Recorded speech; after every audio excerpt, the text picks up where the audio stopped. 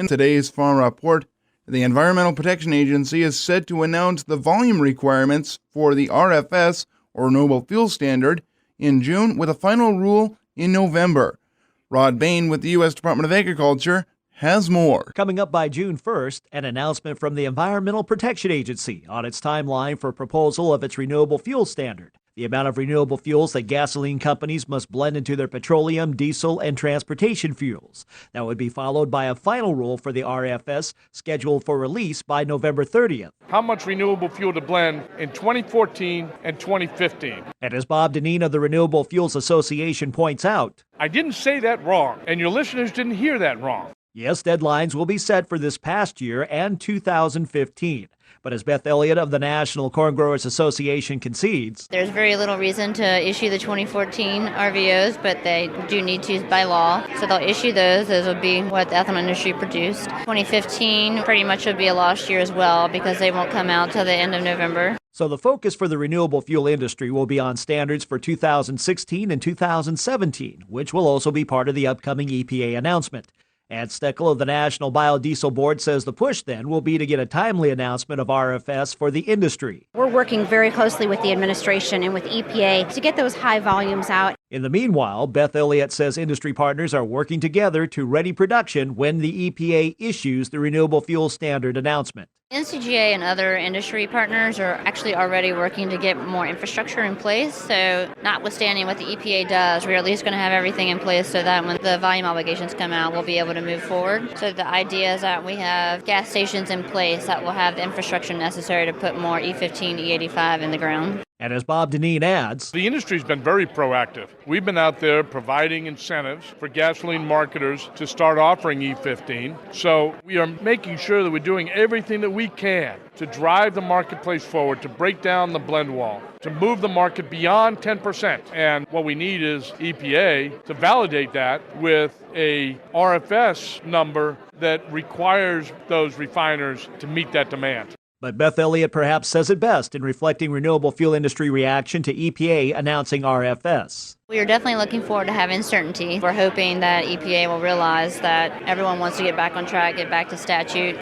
I'm Rod Bain reporting for the U.S. Department of Agriculture in Washington, D.C. The condition outlook for pasture and rangeland, especially throughout the central and eastern U.S., is looking well. And in fact, says USDA meteorologist Brad Rippey, the portion of the U.S. range and pasture lands rated good to excellent, inching up another point to 57%, and very poor to poor pasture and range, just 12% of the country at this time. Here's what it looks like. We are looking at very lush green conditions in much of the central and eastern United States. A large number of states have at least 70% of the pasture land rated good to excellent, topped by Illinois at 81%, not too far behind Indiana, 79%. Even in Texas, where, of course, we've had a very wet May, 71% good to excellent. That's a far cry from the previous 4 years, and even other struggling areas are improving as well. For USDA Radio, Susan Carter, Washington, D.C. Bee colonies have been devastated with major losses over the past 10 years.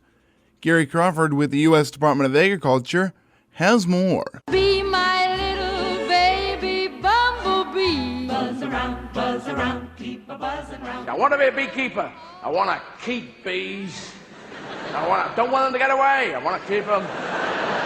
Well, bees have always been good subjects for fairly silly songs and lighthearted fun, but with the huge kill-offs of colonies over the last 10 years, the subject of bees is a lot more serious these days.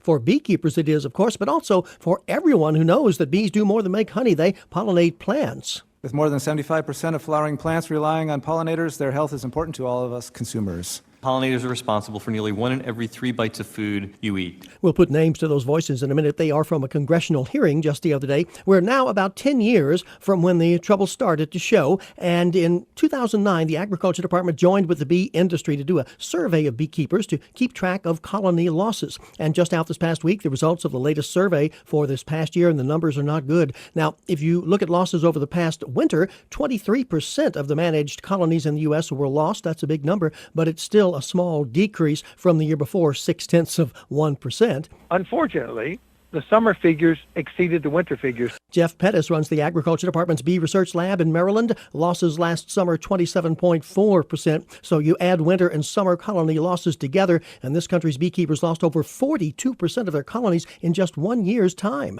So this is about a 10-point increase from last year, making this past year the second worst on record for bee losses. And even as beekeepers try to do what they can to bring on new queens and new colonies more quickly, what's been happening every year to the bee population is taking its toll. Acting chief economist for the U.S. Department of Agriculture, Rob Johansson, told lawmakers the other day that in 1994, the U.S. had over 3 million bee colonies, each one producing 73 pounds on average, 73 pounds of honey per season. But last year, we had only 2.7 million colonies at 65 pounds per colony of production in 2014. One obvious effect now for us, record high prices for honey. But if this keeps up, there could be more serious consequences because fewer bees and other pollinators will mean probable reductions in supplies of many food crops, fruits, nuts, berries, and some vegetables. So what's causing this precipitous decline in honeybee populations? At the congressional hearing the other day, Jim Jones with the Environmental Protection Agency told the panel, losses of honeybee colonies are likely the result of a complex interaction of a number of stressors.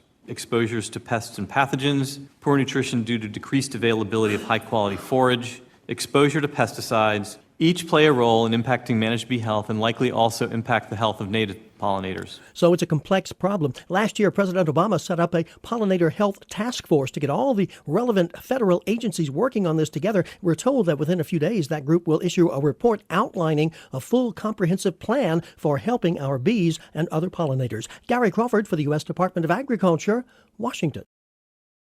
The calendar may reflect spring, but in the north and central U.S., the temperatures say it's winter. USDA meteorologist Brad Rippey says. The biggest concern would be where corn has already emerged, and we see temperatures dipping into the high 20s and lower 30s degrees Fahrenheit. Rippey adds the morning of May 19th, one of the coldest in the season so far. We did see temperatures into the upper 20s in the far northwestern Corn Belt, where some of the corn had already begun to emerge. May 17th, emergence numbers for corn indicated 72% emerged in Minnesota, 46% in South Dakota, and 12% in North Dakota. One of the lower readings, 30 degrees out of St. Cloud, Minnesota, and some widespread low 30s generally covering the northwestern Corn Belt. That may be enough to burn back some of the new corn growth in areas where emergence has occurred, but in most cases it probably did not kill the crop down to the growing point, so replanting should not be required. After May 20th, it looks like that's it for freezing in and across the upper Midwest. For USDA Radio, Susan Carter, Washington, D.C. With the threat of a warming climate, researchers are trying to figure out how it may impact crops such as wheat. Gary Crawford with the U.S. Department of Agriculture has more. It seems in our news coverage and stories about wheat, we always talk more about freezes and winter kill doing a number on wheat yields. But researchers at Kansas State University have found that cold is not the major culprit at all, although it can be a problem in some years. And this is not just a couple of years study, and it's not on random fields. It's the same group of wheat fields over a very long time. We had 11 locations over the period 1985 to 2013. And over that period, that's where we measured these yield losses from. 28 years worth of observations. That was Dr. Andrew Barkley at Kansas State. So what was the main thief responsible for most of the yield losses over that time frame? What we found is that there is damage from freezes in the fall and also from hot weather in the spring in the grain fill stage. But that the hot weather was responsible for a majority of the yield losses that wheat experienced during that 28 years. Now, with that in mind, what happens to wheat yields if the climate does warm up, say, by an average of 1.8 degrees Fahrenheit? It would be about a 7% loss overall.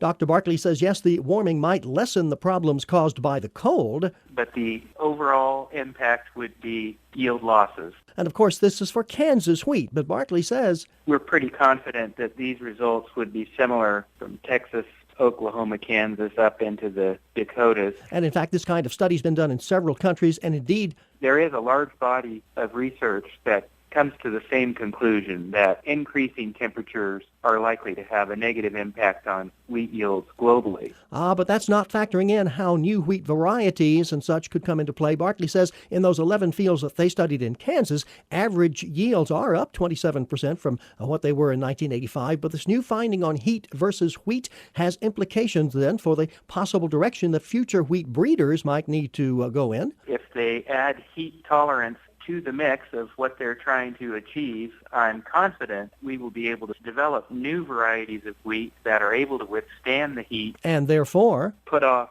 any crisis in wheat yields in the future. now, one interesting fact, in those same wheat fields that were studied in Kansas, researchers kept very good records of temperatures, and at least in those fields, surprisingly, the average temperature actually has not gone up at all since 1985.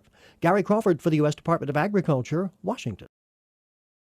USDA meteorologist Brad Rippey says this about the rain-soaked southern plains. More than a foot of rain already in May with no sign of a let-up. Over the next 7 days. Anywhere from 2 to 6 inches of additional rain across the southern half of the plains, and that should put this May into record-setting territory. The top 2 wettest Mays for Oklahoma were 1957 and 1982, and they involved an El Nino. Something that seems to be underway this year. We have not necessarily a strong El Nino on the way, but certainly a formidable El Nino appears to be developing across the equatorial Pacific. While 2015 appears on track to rival or surpass records past. Further north, the rain did come too late for winter wheat in Nebraska and South Dakota, where we have had rain as well, but the rain there did come too late to reverse some of the winter damage that occurred on the crop. There's also concern that the excessive rainfall could damage the quality of the winter wheat crop. For USDA Radio, Susan Carter, Washington, D.C.